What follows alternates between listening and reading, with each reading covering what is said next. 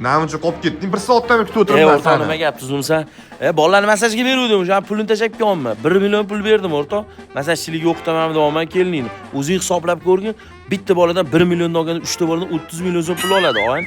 Soqqan tegdi qolib yotdi ular. Mana shu biznes ketib tushaman. Yo'q, rahmat. Ko'rishamiz. Sog' bo'ling, charchamang. Obid, nima qilib o'tiribsan? O'rtoq, ideya kelib qoldi. Tur firma ochaylik. Aha. Mana qarab.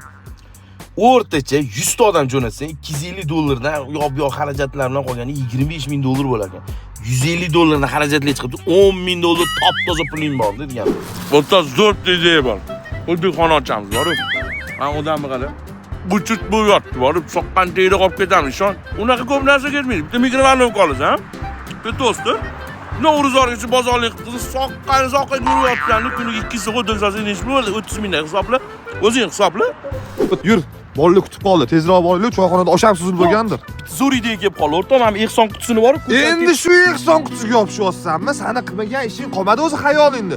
Hamma narsani xayolda hal qilib tushirasan sen, bilasan? Bitta ishni qotirmagansan. Bolalaring katta bo'lib qoldi. Oy, kim chaqirsa alakan etdi, ketaverasan o'shan bilan yugurib. Bo'ladigan ish qilsang bo'lmaydimi? Realniy ish qilsang bo'lmaydimi, og'ir? Yo, realniy ish degan bitta ideya kelib qoldi, og'ayni. 10 ta samokat olamiz, ana batutlar qo'yishyapti, o'shani olib qo'yamiz, kechqurun soqqani soqqib yuramiz. Sen odam bo'lmaysan. Men hali boyib ketaman, ko'rasan. Arkadan avlar